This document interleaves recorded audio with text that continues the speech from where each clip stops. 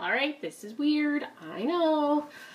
I'm going to teach you how to make freezer biscuits. This is a recipe from my mother-in-law. Freezer biscuits are amazing because they freeze. And then you can take them out and put them in your oven and you can have fresh biscuits anytime. So, right now you are going to need 3 cups of flour. I do 1.5 cups of whole wheat and 1.5 cups of regular because that's the way I roll. And I just like to mix it up. So, you're actually watching me, you're not watching the bowl. I'll go like this sometimes. And my kids might get in the way, but there you go. So 3 cups of flour in the bowl. And by the way, I am using an iPad, so it is a little difficult. Okay, 2 tablespoons baking powder.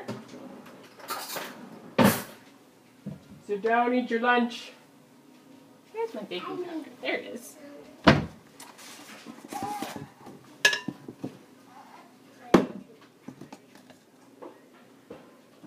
I do rough estimates. This is about a tablespoon. It's on a tablespoon. Then I might do the other one. This, 2 tablespoons. Don't measure it out. It does not need it. 3/4 of a teaspoon of cream of tartar. If you don't have cream of tartar, don't worry about it. It's just for making the eggs better, or when you put eggs. Just a substitute for eggs. You can use just a little bit of baking soda or a little bit of vinegar. Substitute the vinegar, or substitute the cream of tartar for vinegar. That would work perfectly. It's just to help with the leavening, because it's a quick bread. And then 3/4 teaspoon of salt. And 3 tablespoons of sugar. I know, this is not professionally done. So if you want something professionally done, go to a different blog. I'm a mom. You can watch me. I'll tell jokes sometimes. I'll give you some hints. But I'm not professional. And then shortening. So I would just use your dry ingredients and just use your hand to kind of mix it together. Make sure your hands are clean. Wash your hands all the time when you work with food. Okay, shortening. 3/4 cup of shortening. If you're like, shortening, what the heck is shortening? Use butter, use lard, Crisco, Tenderflake, whatever you feel like. That's what I'm talking about. And you just want to put the butter. I use butter. You can use margarine. I don't use margarine because I'm allergic to palm oil. And I should have gotten it out beforehand. There it is. This is a pastry blender. It's very handy. If you don't have one, use your fingers. If you, or your 2 knives, that's what they say.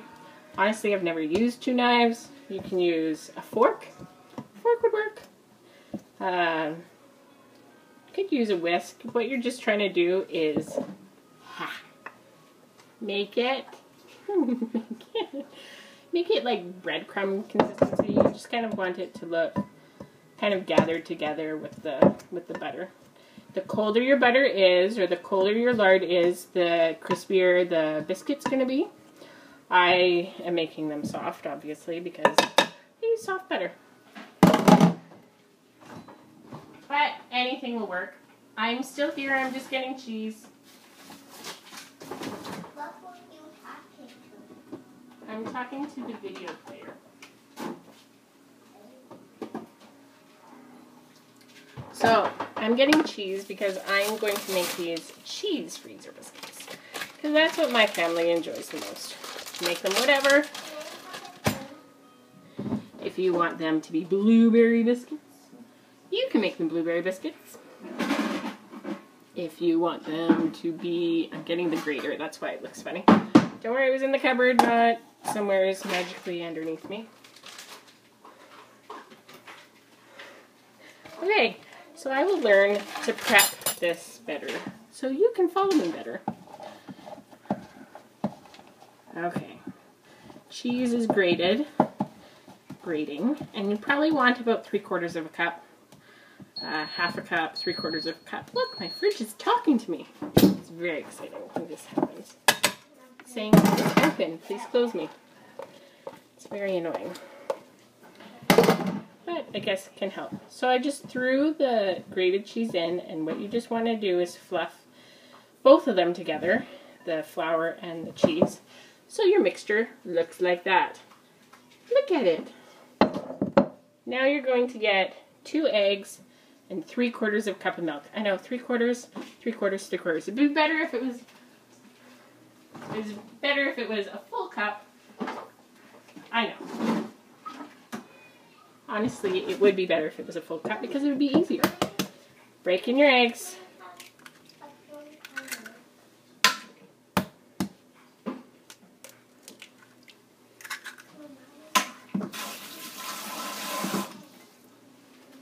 Wash your hands after. At least wet them down. Okay.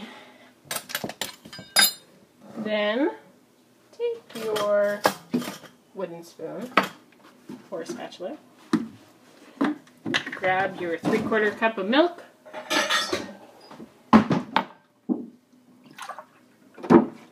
And try and measure that right, unlike me. And then pour it around the dry mixture, just so everything gets wet. And kind of beat in your eggs. And then mix it all in together.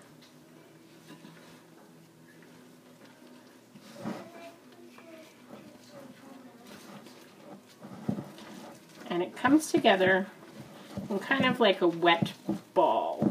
Kind of, you'll know when it kind of comes incorporated. Just make sure everything gets wet and everything gets dry. Later. Then I'm going to show you this. Just sprinkle some flour. That's not showing you. There we go. Flour onto your surface. And I'm going to set it up here to hopefully show you better. Don't fall, screen.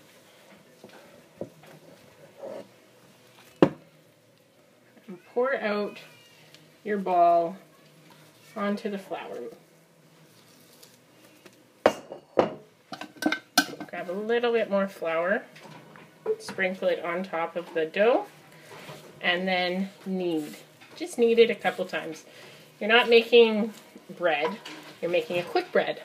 If you're making bread, you'd want to knead for a long time because you're trying to break down the flour and make sure the flour is being the consistency it needs to. I never know the proper term. Milk, I can tell you.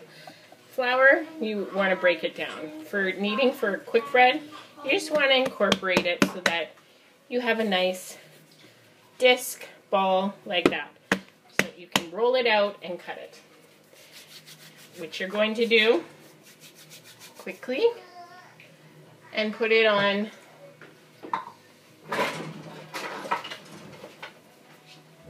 a cookie sheet and bake at 450 degrees. If you want to freeze them, which I highly recommend doing, if you double this recipe and freeze some for later, just put them on a cookie sheet on parchment and put them in the freezer, let them freeze, and then put them in a Ziploc bag for however long. I like having some on hand, so if people call me and they're like, I'm coming over, I need to cry. Okay, come over, take them out, throw them in the oven, and it's great. And you have fresh biscuits anytime. And you'll put this 450 degrees.